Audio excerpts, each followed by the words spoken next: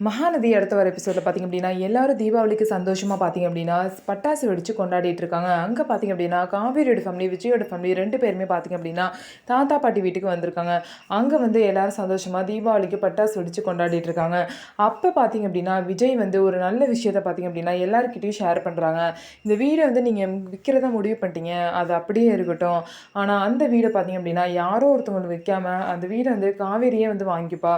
காவேரி பேரில் தான் அந்த வீடு மாறப்போகுது. ஆனால் அந்த வீட்டில் உள்ள உரிமை வந்து அப்படியே தான் இருக்கும். பேர் மட்டும் தான் மாறப்போகுது. மற்றபடி நீங்கள் எப்போ வேணாலும் அந்த வீட்டுக்கு வந்து வந்துட்டு போகலாம். அது உங்கள் வீடு மாதிரி தான் அப்படின்னு சொல்லிட்டு விஜய் வந்து கங்கா, யமுனா அப்புறம் எல்லாருக்கிட்டையுமே சொல்கிறாங்க. உடனே சாரதாமா பார்த்தீங்க அப்படின்னா காவேரி இந்த வீட்டை வாங்க போகிறான்னா எனக்கும் சந்தோஷம் தான் அப்படின்னு சொல்லிட்டு அவங்களும் சொல்கிறாங்க. ஆனால் கங்கா பார்த்தீங்க அப்படின்னா எங்களுக்கு இந்த வீடை உங்களுக்கு கொடுக்குறதுல சுத்தமாக எனக்கு சம்மந்தமே இல்லை அப்படின்னு சொல்லிட்டு கங்கா சொல்கிறாங்க.